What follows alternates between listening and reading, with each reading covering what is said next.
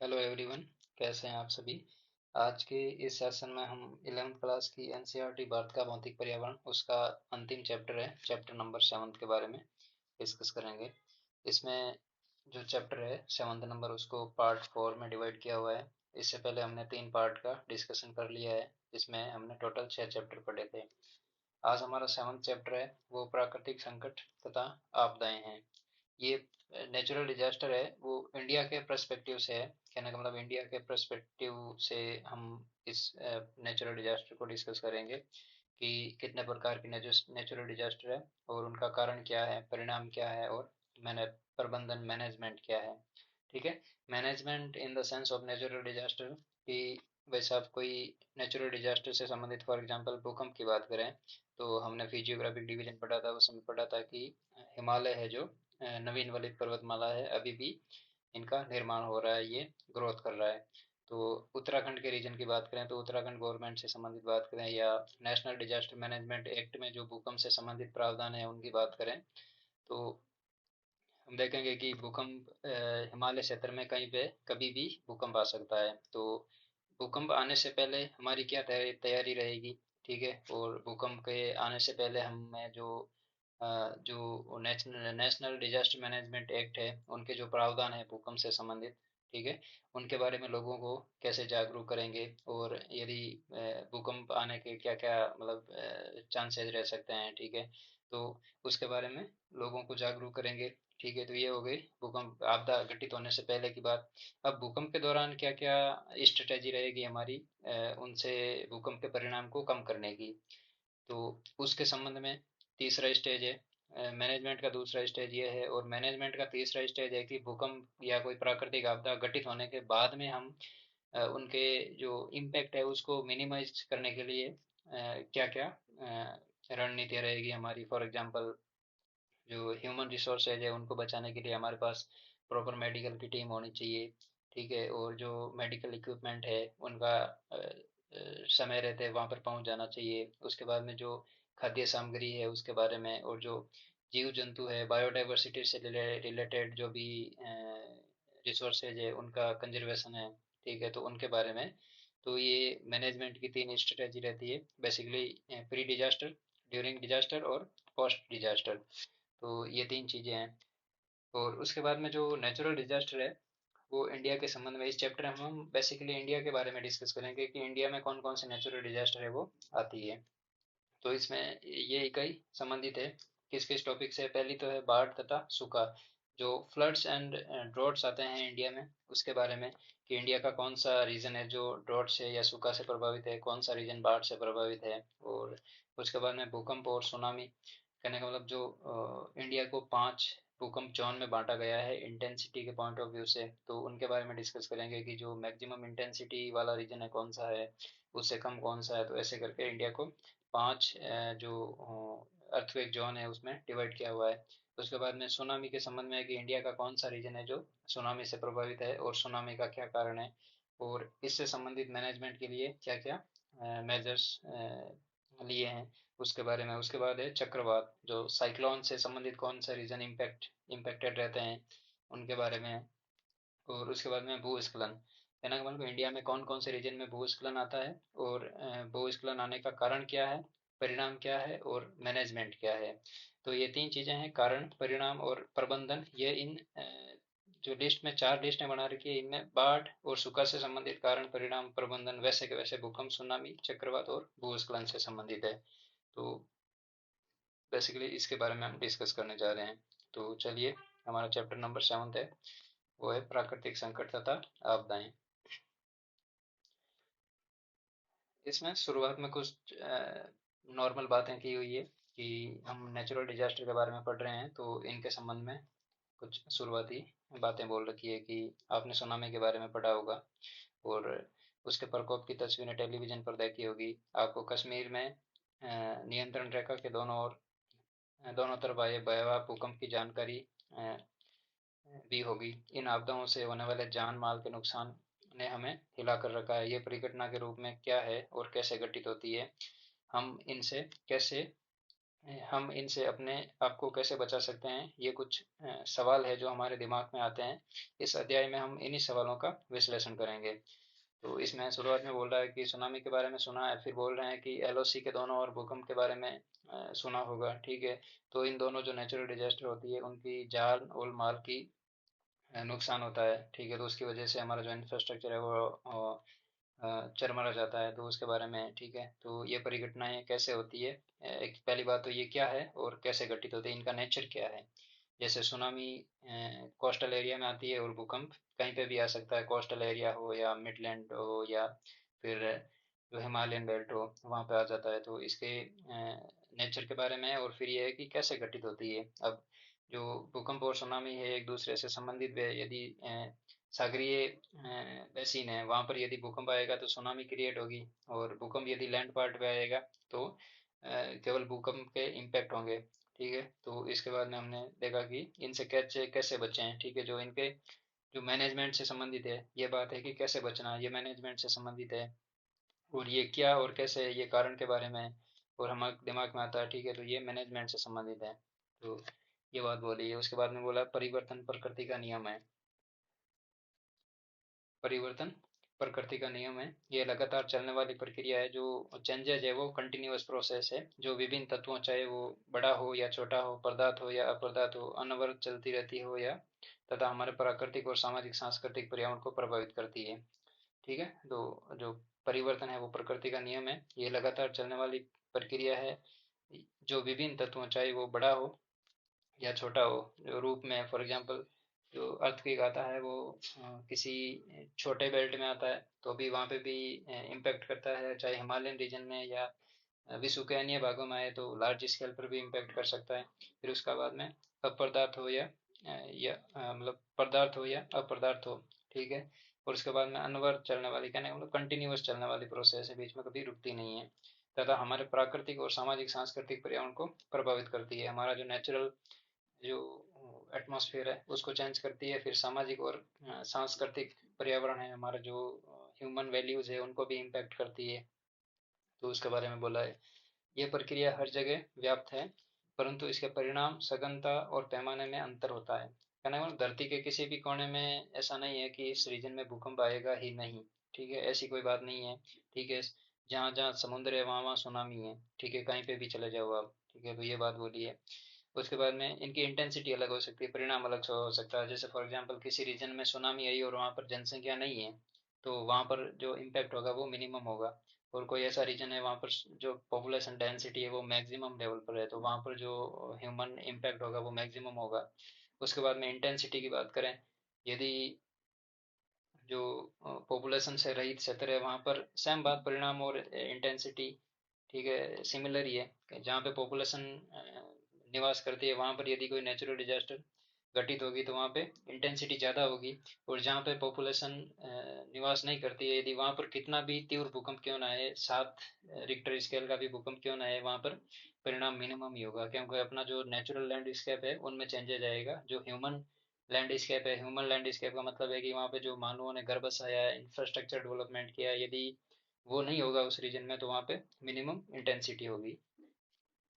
उसके बाद में नेक्स्ट है, ये बदलाव धीमी गति से भी आ सकते हैं जैसे स्थलाकृतियाँ और जीवों में। ये बदलाव तेज गति से भी आ सकते हैं जैसे ज्वालामुखी विस्फोट, सुनामी, भूकंप और तूफान, ठीक है। तो ये इंटेंसिटी पर बेस्ड है कि स्थलाकृतियों में चेंजेज और जीवों में चेंजेज बहुत लॉन्ग टाइम में आता है। वहीं ज्वालामुखी विस्फोट हुआ तो फॉर एग्जांपल ये कोई रीजनल लैंडस्केप है, यहाँ पे ज्वालामुखी विस्फोट हुआ तो यहाँ पे जो भी बायोडाइवर्सिटी थी वो रातों रात खत्म हो गई। इसी प्रकार सुनामी आई तो ये कोस्टल बेल्ट था, सुनामी आई तो यहाँ पे जो भी बायोडाइवर्सिटी थी, ह्यूमन सेटलमेंट थे वो नष्ट हो गए। तो ये इसकी इंटेंसिटी बहुत हाई रहती है, भूकंप हो गया, तूफान हो गया। इसी प्रकार इसका प्रभाव छोटे क्षेत्रों तक सीमित हो सकता है जैसे आंधी, कर्कापात और टोर्नेडो। और इतने व्यापक हो सकता है जैसे भूमंडलीय उष्णकटिबंधीय और ओजोन परत का ह्रास, ठीक है। अभी ओजोन परत का ह्रास होगा तो वो ग्लोबल लेवल पर इम्पेक्ट करेगी। भूमंडलीय उष्णीकरण को, जो ग्लोबल वार्मिंग होगी वो भी ग्लोबल लेवल पर इम्पेक्ट करेगी। ऐसा तो है नहीं कि इंडियन सब कॉन्टिनेंट को इफेक्ट करेगी ओजोन जो परत में ह्रास हुआ है उसकी वजह से, तो ये ग्लोबल लेवल पर है। उसी प्रकार जो ग्लोबल वार्मिंग होगी वो भी वर्ल्ड स्केल पर होगी। लेकिन जो आंधी, कर्कापात और टोर्नेडो है वो किसी रीजन विशेष को इम्पैक्ट करता है। तो उसके बाद में आगे बोल रहा है, इसके अतिरिक्त परिवर्तन का विभिन्न लोगों के लिए भिन्न भिन्न अर्थ है। यह इनको समझने की कोशिश करने वाले व्यक्ति के दृष्टिकोण पर निर्भर करता है। प्रकृति के दृष्टिकोण में परिवर्तन मूल्य तटस्थ होता है, न अच्छा होता है न बुरा होता है। अब जो जियोग्राफिकल लैंडस्केप है, फॉर एग्जांपल ये कोई जियोग्राफिकल लैंडस्केप है। अब पृथ्वी अपनी जो समरूपता है वो बनाए रखने के लिए एनर्जी रिलीज करेगी। अब पृथ्वी अपना बैलेंस बनाए रखने के लिए एनर्जी रिलीज कर रही है, उस एनर्जी को हम भूकंप के नाम से जानते हैं। फॉर एग्जांपल दूसरी तरफ हम ज्वालामुखी से संबंधित बात करें, जो लावा बाहर निकल रहा है, वो कहीं पर एनर्जी स्टोर है, उसको बाहर निकालने की कोशिश कर रहा है, ठीक है, लावा के रूप में, मैग्मा के रूप में। तो हम बोलते हैं ज्वालामुखी विस्फोट हुआ है, ठीक है। तो प्रकृति के लिए यह ना तो अच्छा है और न ही बुरा है, उनका एक प्रोसेस है जो अर्थ क्रस्ट का बैलेंस बिठाने के लिए जो भी मूवमेंट हो रहे हैं, चाहे एनर्जी के रूप में चाहे लावा बाहर आने के रूप में, वो एक सतत प्रक्रिया है। वो यदि हम चाहें या नहीं चाहें तो भी वो होगा, ठीक है। लेकिन व्यक्ति के दृष्टिकोण पर निर्भर करता है कि ये समझने की कोशिश करने वाले व्यक्ति के दृष्टिकोण पर निर्भर करता है कि वो इसको किस रूप में सोचे। वो एक ह्यूमन का यदि इम्पैक्ट ज़्यादा होगा तो वो बोलेगा कि ये किसी जो कहने का मतलब ये नेचुरल नहीं बोल सकते हैं, ऐसे बोलते हैं कभी कभी एक अचानक ऐसी आपदा आ जाती है जिसमें लगभग लार्ज स्केल पर ह्यूमन इम्पैक्ट होता है, तो हम बोलते हैं कि ये मतलब बुरा टाइम चल रहा है, ठीक है। लेकिन ये प्रकृति के लिए बुरा टाइम नहीं है, ठीक है, उनका अपना एडजस्टमेंट है, वो उसको बिठा रही है। फॉर एग्जांपल टर्की में भी, तुर्की में अर्थक्वेक आया था, ठीक है। तो वहाँ पे लार्ज स्केल पर लोगों का लोग प्रभावित हुए उस भूकंप से, ठीक है। तो पूरी वर्ल्ड ने उसकी ओर अपना ध्यान केंद्रित किया और जो भी पॉसिबल थी वो अपनी सहायता पहुंचाई, ठीक है। और इंडिया ने भी ऑपरेशन दोस्त के नाम से एक ऑपरेशन चलाया और वहाँ पे रेस्क्यू किया था, ठीक है। तो इसकी वजह से अब ह्यूमन उसको किस पॉइंट ऑफ व्यू से देखता है वो नेचर के लिए कोई मायने नहीं रखता है, ठीक है। तो मेन ये बात है यहाँ पे। उसके बाद में, परंतु मानव दृष्टिकोण से परिवर्तन मूल्य बहुजील होते हैं, परंतु कुछ परिवर्तन अपेक्षित और अच्छे होते हैं, जैसे ऋतुओं में परिवर्तन, फलों का पकना आदि। जबकि कुछ अन्य परिवर्तन अनपेक्षित और बुरे होते हैं, जैसे भूकंप, बाढ़ और युद्ध। अब जो ऋतु साइकिल है, जो सीजनल पैटर्न है इंडिया का, यदि वो एक जगह फॉर एग्जांपल माना कि पूरे वर्ष सर्दी रहेगी, तो जो ग्रीष्म ऋतु में होने वाली फसलें हैं वो पैदावार होगी क्या इंडिया में? नहीं होगी, ठीक है, उनकी इतनी मैक्सिमम लेवल पर प्रोडक्शन नहीं होगा। तो जो सीजनल रोटेशन चल रहा है इंडिया का, वो एग्रीकल्चरल प्रोडक्ट जो प्रोडक्टिविटी है उसको डिसाइड करता है इंडिया में। ये तो हो गए अपेक्षित। जो ह्यूमन चाहता है वैसे चल रहा हो तो ठीक है, यदि ह्यूमन चाहे वैसे नहीं चल रहा हो, फॉर एग्जांपल भूकंप आ गया, बाढ़ आ गई, युद्ध हो गया, ठीक है, तो ये क्या है? अनपेक्षित परिवर्तन है, ये नेगेटिव होते हैं इम्पैक्ट में। तो आगे इन बॉक्स में बात बोल रही है कि आप अपने पर्यावरण का प्रक्षेपण करें और उन परिवर्तनों की सूची तैयार करें जो दीर्घकालिक है, उनका भी जो भी अल्पकालिक है, दीर्घकालिक और अल्पकालिक की बात कर रहा है। कि आप जानते हैं कि कुछ बदलाव अच्छे समझे जाते हैं, बुरे, ठीक है। बदलावों की सूची बनाएं जो आप हर रोज अनुभव करते हैं, कारण बताएं उनके, कुछ अच्छे और बुरे मान सकते हैं। ये जो पिछले पढ़ा है वही है। इस अध्याय में हम कुछ ऐसे परिवर्तन को समझने की कोशिश करेंगे। अब थोड़ा स्पीड से एक बार जो चीज़ें हैं वो देख लेते हैं, इतनी इंपॉर्टेंट नहीं है, ठीक है। इस अध्याय में हम कुछ ऐसे परिवर्तन भी समझने की कोशिश करेंगे जो बुरे माने जाते हैं, जो बहुत लंबे समय तक मानव को भयभीत करते हैं। सामान्यतः आपदा और विशेष रूप से प्राकृतिक आपदा में से मानव हमेशा भयभीत रहता है, ठीक है। अब यहाँ पे है कि आपदा क्या है। डिजास्टर के बारे में है कि आपदा प्राय एक अनपेक्षित घटना है जिनकी पहले कोई निश्चित समय अवधि नहीं होती, जो ऐसी ताकतों द्वारा घटित होती है जो मानव के नियंत्रण में नहीं है। ये थोड़े समय के लिए और बिना चेतावनी की घटित होती है। इनकी वजह से मानव जीवन के क्रियाकलाप अवरुद्ध हो जाते हैं तथा बड़े पैमाने पर जान माल का नुकसान होता है। अतः इससे निपटने के लिए हमें सामान्यतः दी जाने वाली वैधानिक आपातकालीन सेवाओं की अपेक्षा अधिक प्रयत्न करने पड़ते हैं, ठीक है।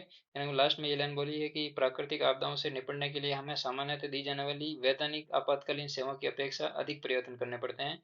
जो गवर्नमेंट हमें एडवाइजरी जारी करती है उसको तो फॉलो करना ही है, ठीक है। लेकिन जो रीजनल लेवल पर रियल में जो चीज़ें घटित होती है वहाँ पे गवर्नमेंट एडवाइजरी भी लार्ज स्केल पर काम नहीं आती। जैसा उस समय सिचुएशन होगी उसके हिसाब से हमें डिसीजन लेना पड़ेगा कि एक्चुअली में हमें क्या करना है, ठीक है।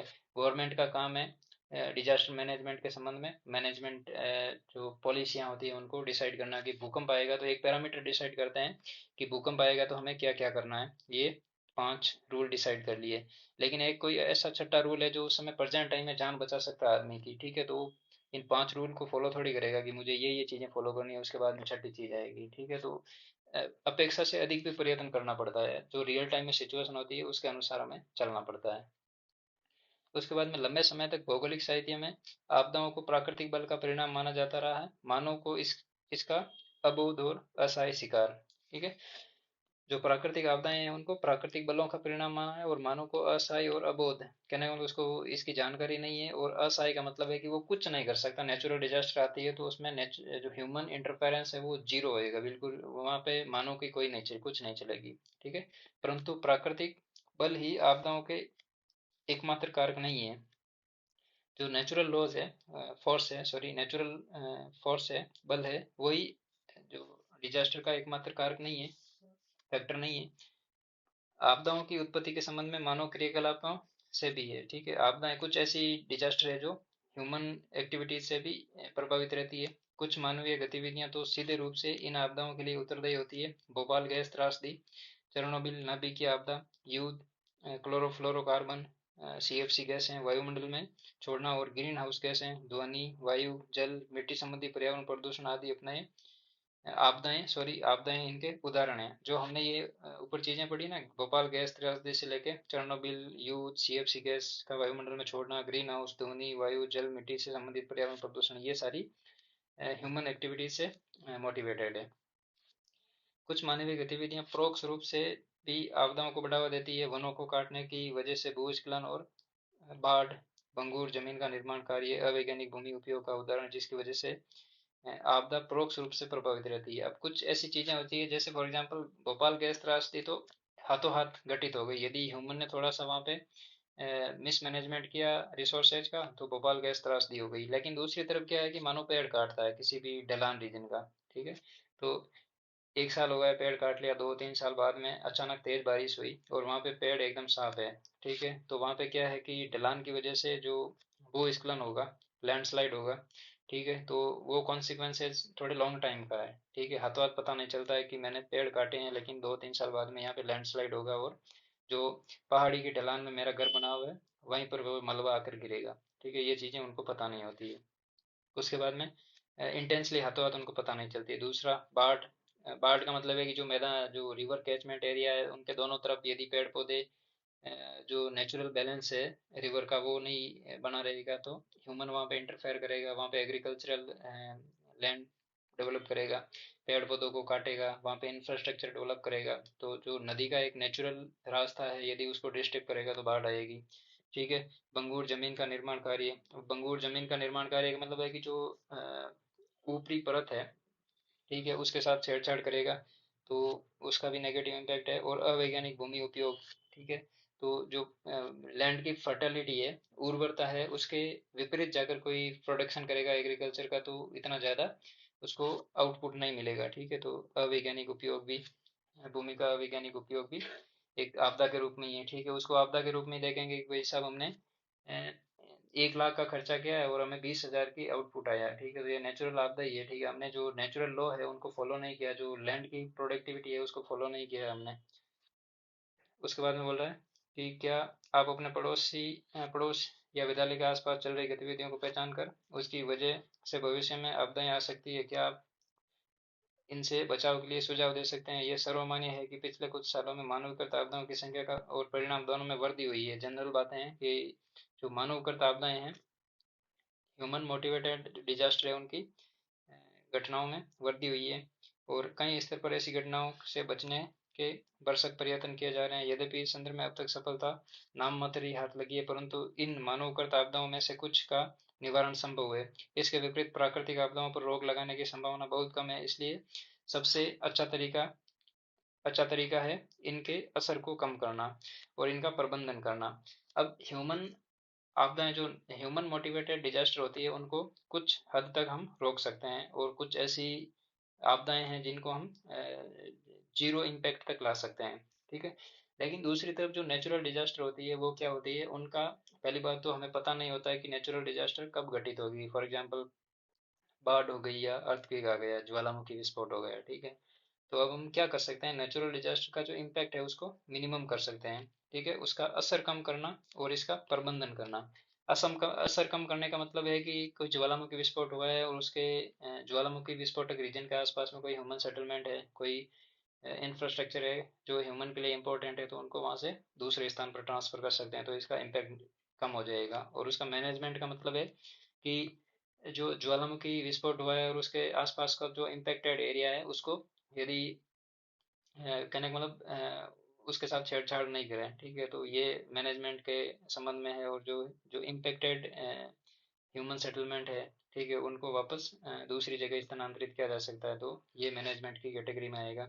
इस दिशा में विभिन्न स्तरों पर कई प्रकार के ठोस कदम उठाए गए, जिसे भारतीय राष्ट्रीय आपदा प्रबंधन संस्थान की स्थापना 1993 में रियो डी जेनेरियो ब्राजील में भू शिखर सम्मेलन अर्थ समिट, और मई 1994 में योकोहामा जापान में आपदा प्रबंधन पर विश्व संगोष्ठी आदि विभिन्न स्तरों पर इस दिशा में उठाए गए कदम है। ये इंपॉर्टेंट लाइन है, ठीक है, एग्जाम में क्वेश्चन पूछ सकते हैं, ठीक है। पहली चीज तो यहाँ पर है, भारतीय राष्ट्रीय आपदा प्रबंधन संस्थान की स्थापना 1993 में की गई थी। क्यों की गई थी? क्योंकि उस समय रियो डी जेनेरियो ब्राजील में भू शिखर सम्मेलन अर्थ समिट हुआ था। और मई 1994 में Yokohama strategy of disaster management आई थी। योकोहामा जापान में एक शहर है, वहाँ पर ये सबमिट हुई थी आपदा प्रबंधन पर विश्व संगोष्ठी। तो उसको इस सिटी के नाम से जानते हैं, योकोहामा डिजास्टर मैनेजमेंट से संबंधित, ठीक है। तो ये दो चीज़ें इंपॉर्टेंट है। भारतीय राष्ट्रीय आपदा प्रबंधन संस्थान की स्थापना 1993 में रियो डी जेनेरियो ब्राजील में भू शिखर सम्मेलन अर्थ समिट के दौरान, और मई 1994 में योकोहामा जापान में आपदा प्रबंधन पर विश्व संगोष्ठी आदि विभिन्न स्तरों पर इस दिशा में उठाए जाने वाले ठोस कदम है। कहने का मतलब जो माइलस्टोन, जो ह्यूमन द्वारा कदम उठाए गए हैं, ठीक है। कहने का मतलब एक विश्व में पहली बार इन चीज़ों को वर्ल्ड लेवल पर डिस्कस किया गया है, तो वो ये दो चीज़ें थी। उसके बाद में प्राय यह देखा गया है कि विद्वान आपदा और प्राकृतिक संकट शब्दों का इस्तेमाल एक दूसरे की जगह कर लेता है। आपदा और प्राकृतिक संकट ये दोनों अलग अलग चीज़ें हैं, ठीक है। ये दोनों एक दूसरे से संबंधित है, परंतु फिर भी इसमें अंतर है, इसलिए दोनों को भेद करना आवश्यक है। अब ये दो दो चीज़ें हैं, एक तो है आपदा और दूसरा है प्राकृतिक संकट। अब ये दोनों चीजें अलग अलग है, ठीक है। इनका अ, जो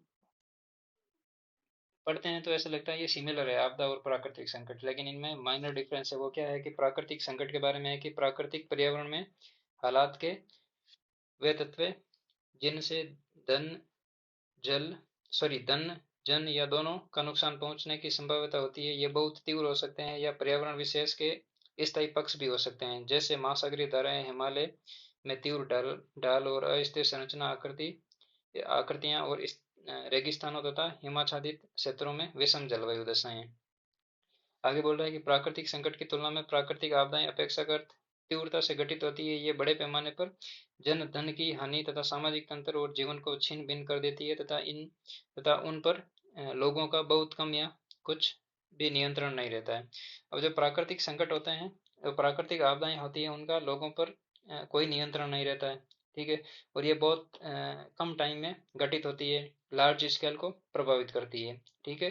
दूसरी तरफ जो प्राकृतिक संकट है वो क्या है कि प्राकृतिक संकट प्राकृतिक पर्यावरण के हालात हालात के वे तत्व हैं जो जन धन या दोनों को नुकसान पहुंचाने की संभाव्यता हो। कहने का मतलब प्राकृतिक संकट वो है जो जान माल को हानि पहुंचाने की काबिलियत रखते हैं, या जन धन को इम्पैक्ट करने की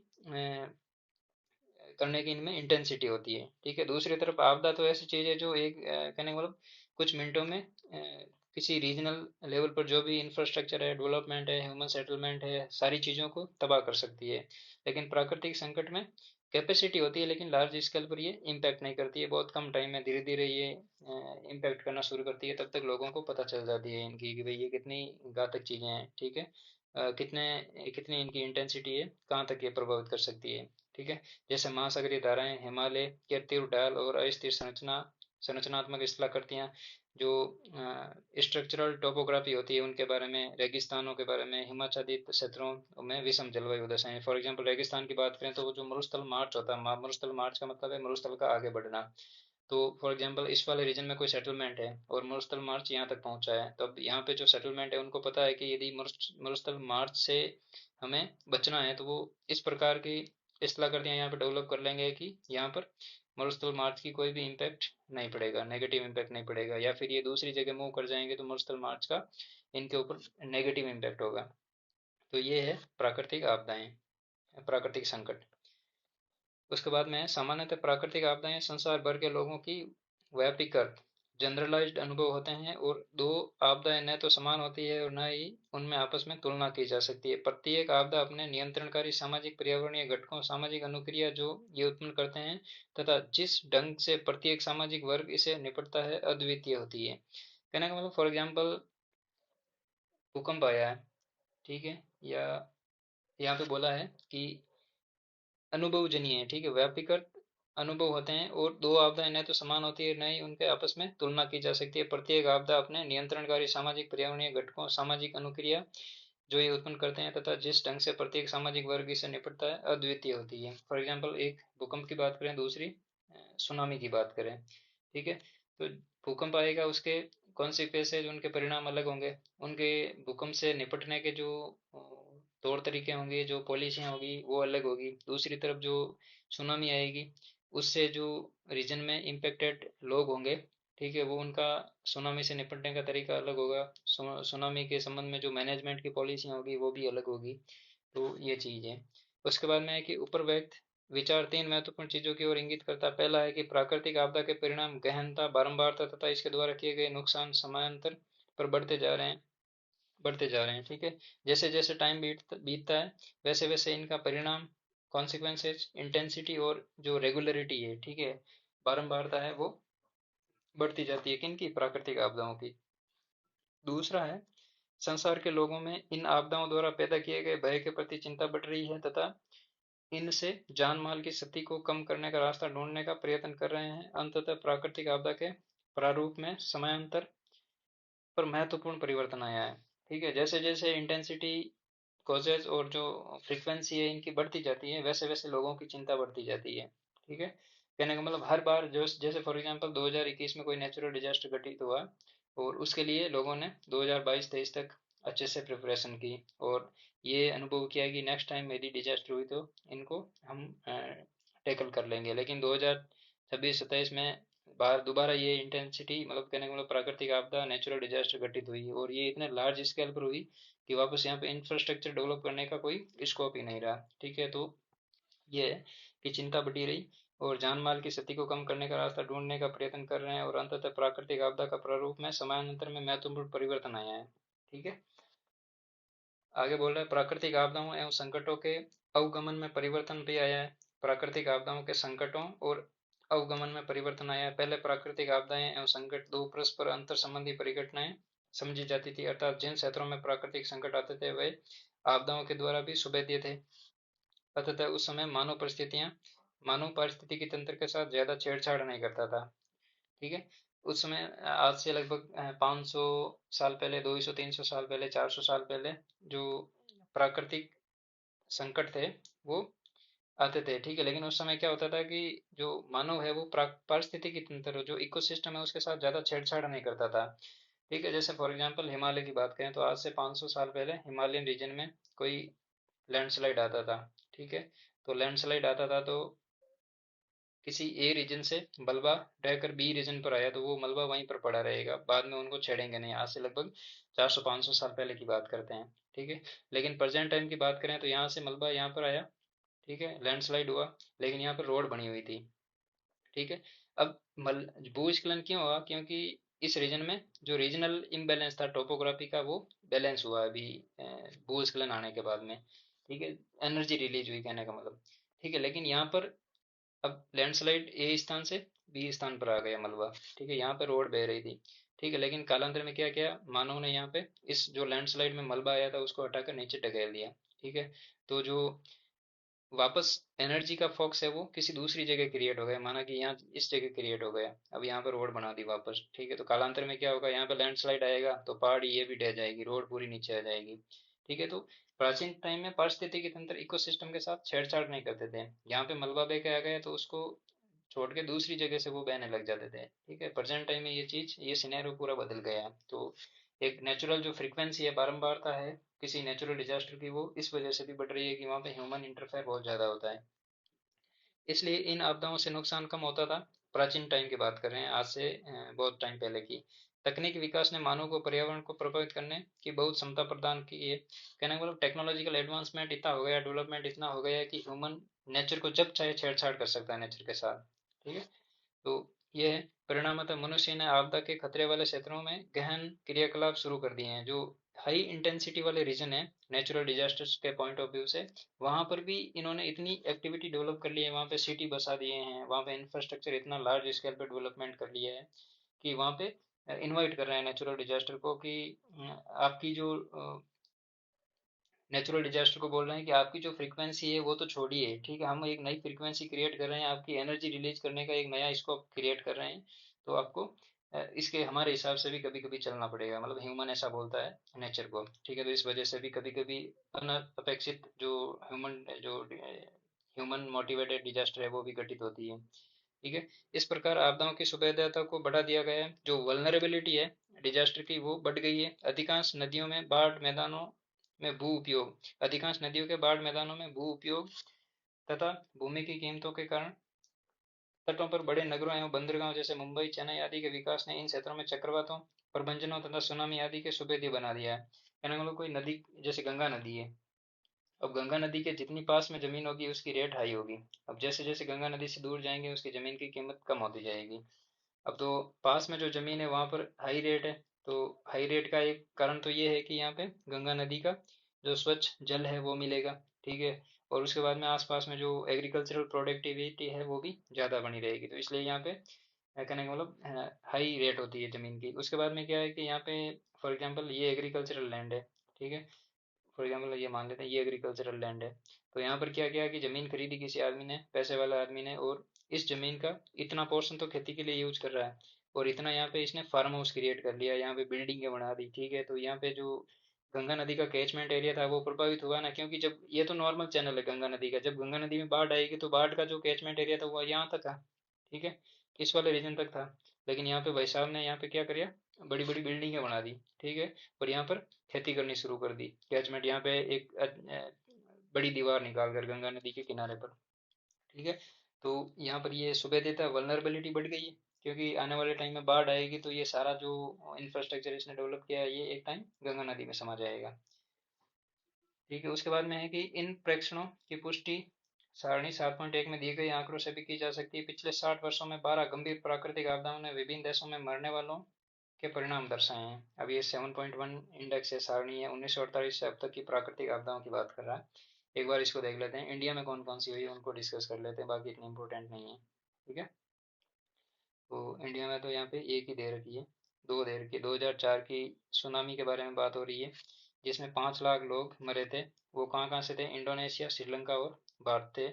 और उसके बाद में आदि कहने मतलब म्यांमार वाला जो कोस्टल बेल्ट है, इंडोनेशिया, थाईलैंड है, इस वाले रीजन में, सिंगापुर वाला रीजन, मलेशिया वाला रीजन, यहाँ पर भी ये सुनामी थी वो इस रीजन को इम्पेक्ट किया था। उसके बाद में 2005 में पाकिस्तान और भारत में भूकंप आया था। ठीक है, हिमालयन बेल्ट वाले इस रीजन में, तो यहाँ पे 70,000 लोग मरे थे। ठीक है, और उसके बाद 2011 में सुनामी आई थी जापान में, उसकी वजह से 15,842 लोग इसमें सुनामी में इनकी मृत्यु हुई है। ठीक है, तो उसके बाद में 1990 में ईरान में भूकंप आया, और 1976 में चीन में भूकंप आया, 1971 में भारत में 1971 भारत में उष्णकटिबंधीय चक्रवात आया जिसकी वजह से 23,000 लोग मरे थे। 1970 में पूर्वी पाकिस्तान अब बांग्लादेश में उष्णकटिबंधीय चक्रवात आया था, 5 लाख लोग मरे थे। पेरू में 1970 में भूकंप आया, 67,794 लोग मरे थे। ईरान में 1968 में भूकंप आया था, 30,000 लोगों की मृत्यु हुई थी। 1965 में पूर्वी पाकिस्तान बांग्लादेश में उष्णकटिबंधीय चक्रवात आया था, वहाँ पे 36,000 लोगों की मृत्यु हुई थी। वैसे चीन में 1949 और 54 में भूकंप आया था, और रूस में 1948 में भूकंप आया था। और चीन में भूकंप नहीं आए थे, बाढ़ आई थी। चीन 1949 और 1954 में बाढ़ आई थी, उसकी वजह से 1949 में तो 57,000 की मृत्यु हुई, और 1954 में बाढ़ की वजह से 30,000 की मृत्यु हुई। तो ये डाटा है। अब एग्जाम में क्वेश्चन कैसे पूछेगा आपसे कि एनसीईआरटी का डाटा है, ऑथेंटिक डाटा है, तो आपको क्या करेगा कि फॉर एग्जांपल एक तो 5 लाख वाली ले ली, 7 लाख वाली ले लिया, और 67,000 और 57,000, ये 4 ईयर ले लिए। ठीक है। अब यहाँ पे ये पूछ लेगा कि जो लोगों की मृत्यु हुई है उसके सीक्वेंस में असेंडिंग या डिसेंडिंग ऑर्डर में आपको जमाव पूछ लेगा कि ये 4 ईयर दे रखे हैं और इनमें आपको असेंडिंग या डिसेंडिंग ऑर्डर में जमाना है कि इनमें कौन से वर्ष में ज़्यादा मृत्यु हुई है या कौन से वर्ष में कम मृत्यु हुई है। ठीक है, तो इस टाइप के क्वेश्चन बन सकते हैं। तो एक बार इनको जो ज़्यादा मृत्यु हुई है उस ईयर में उसको एक बार आप नोट कर लीजिए या इस इंडेक्स को रिवीजन कर लीजिए, तो इस टाइप के क्वेश्चन बन सकते हैं। उसके बाद में आगे बोल रहा है कि यह सारणी से स्पष्ट होता है कि प्राकृतिक आपदाओं ने विस्तृत रूप से जन एवं धन की हानि की है। इस स्थिति से निपटने के लिए भरसक प्रयत्न किए जा रहे हैं। यह भी महसूस किया जा रहा है कि प्राकृतिक आपदाओं द्वारा पहुंचाई गई क्षति के परिणाम भूमंडलीय प्रतिघात है और अकेले किसी राष्ट्र में इतनी क्षमता नहीं है कि वह इन्हें सहन कर सके। कहने का मतलब जो नेचुरल डिजास्टर होती है वो पूरी पृथ्वी को, ग्लोब को इम्पैक्ट करती है, प्रतिघाती है। वो किसी एक अकेले राष्ट्र में इतनी कैपेसिटी नहीं है कि वो इसको सहन कर सके। 1989 में संयुक्त राष्ट्र संघ की जो सामान्य जनरल असेंबली है उसमें ये मुद्दा उठाया गया और 1994 में जापान में याकोहामा नगर में आपदा प्रबंधन की विश्व कॉन्फ्रेंस में इसे औपचारिकता प्रदान कर दी गई और ये बाद में याकोहामा रणनीति तथा अधिक सुरक्षित संसार के लिए कार्य योजना के रूप में जाना जाता है। कहना कुल 1989 में यूएन जनरल असेंबली में ये मुद्दा उठाया गया था नेचुरल डिजास्टर का। और 1999 के बाद में 1994 में एक जापान में योकोहामा नगर है, वहाँ पर एक स्ट्रेटेजी हुई थी, वहाँ पे एक संगोष्ठी हुई थी, वर्ल्ड कॉन्फ्रेंस हुई थी, वहाँ पे नेचुरल डिजास्टर के बारे में बात की गई थी। तो उसका जो आउटकम है, इस विश्व कॉन्फ्रेंस का आउटकम है योकोहामा वर्ल्ड कॉन्फ्रेंस का, वो है योकोहामा रणनीति तथा अधिक सुरक्षित संसार के लिए कार्य योजना। ठीक है, action action plan for safer world. ठीक है, more safer world Yokohama strategy. ठीक है, तो इसको इस नाम से जानते हैं। तो ये भी बहुत इंपॉर्टेंट है कि जो 1994 में योकोहामा स्ट्रेटेजी थी वो किससे संबंधित थी। तो आपको क्वेश्चन पूछ सकते हैं कि ओजोन परत के ह्रास से संबंधित थी या सॉइल इरोजन या कुछ ऐसे 4 पॉइंट दे देगा, क्लाइमेट से संबंधित या इस टाइप की बातें दे देगा। तो उसमें से जो करेक्ट ऑप्शन होगा वो नेचुरल डिजास्टर से संबंधित होगा। तो ये है। और उसके बाद में एक हमने पीछे और पढ़ा था 1993 में रियो डी जेनेरिया में। ठीक है, 1993 में रियो डी जेनेरिया में, ठीक है, जो अर्थ समिट हुई थी। ठीक है, उसके बारे में। और 1999 सॉरी 1994 उसमें ये याकोहामा जापान में। अब एक क्वेश्चन बनेगा, तीन चार टाइप से क्वेश्चन बन सकता है। एक तो याकोहामा स्ट्रेटेजी है, ये किस देश से संबंधित है, तो जापान से संबंधित है। एक ये पूछ सकता है कि याकोहामा स्ट्रेटेजी कौन से वर्ष में आई थी, तो मई 1994 में आई थी। अब कभी कभी क्वेश्चन बहुत डीप के बन जाते हैं, तो ये पूछ लेगा कि याकोहामा स्ट्रेटेजी डिजास्टर मैनेजमेंट से संबंधित जापान में हुई थी, वो किस टाइम में हुई थी। आपको 4 महीने दे देगा, मई, जून, जुलाई, अगस्त, और आगे दे देगा 1994। ठीक है, तो आपको ये भी चिन्हित करना पड़ सकता है कि ये मई में हुई, जून में, जुलाई में या अगस्त में हुई, कौन से महीने में हुई। तो बदलते एग्जाम पैटर्न और कंपटीशन के हिसाब से इतना डीप क्वेश्चन भी पूछ सकते हैं आपसे। ठीक है, तो ये बेसिकली हमने इस चैप्टर की शुरुआत की थी। और नेक्स्ट चैप्टर में हम प्राकृतिक आपदाओं का वर्गीकरण है जो शुरुआत में हमने पढ़ा था, बाढ़, सूखा, भूकंप, ज्वालामुखी, सॉरी सुनामी, और उसके बाद में भूस्खलन, और एक चीज और पढ़ी थी वो कि चक्रवात। ठीक है, तो इनके बारे में हम जो क्लासिफिकेशन क्या हुआ है इनको इंडियन मैप के अकॉर्डिंग आगे अगले सेशन में डिस्कस करेंगे। तो आज के सेशन में इतना ही है। तो चलिए, वीडियो को लाइक कीजिए, शेयर कीजिए और चैनल को सब्सक्राइब कीजिए और अपने फ्रेंड के साथ शेयर कीजिए। तो चलिए, थैंक यू।